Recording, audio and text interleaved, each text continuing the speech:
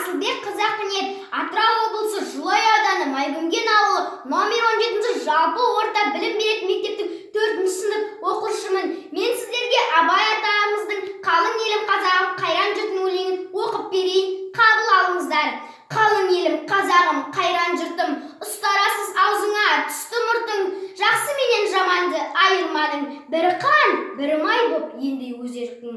Бетпердеңге шырайсың сондай жақсы, қайдан ғана бұзылды сартша сыртың, ұқпайсың өз сөзіңнен басқа сөзді, аузыңмен орақ орған өңкей қыртың. Өзімдікі дей алмай өз малымды, күндіз күлкің бұзылды, түнде ұйқың, көрсе қызар келеді, байлау жоқ. Бірі түн тыртың етеді, бірі күн бұртың, бас-басыңа би болған өңкей қиқым, мінекей бұзған жоқ па елдің сиқын. Өздеріңді түзелер дей алмаймын, өз қолыңнан кеткен соң енді өз ырқың. Ағайын жоқ нәрседен етер бұртың, оның да алған жоқ па құдай құлқын. Бірлік жоқ, береке жоқ, шын пейіл жоқ, сапырылды байлығын баққан жылқың.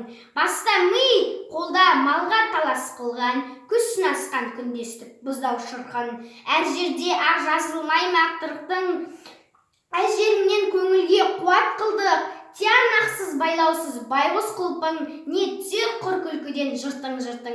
Ұғындырар кісіге кез келгенде, пыш-пыш демей қалама ол дастыртың.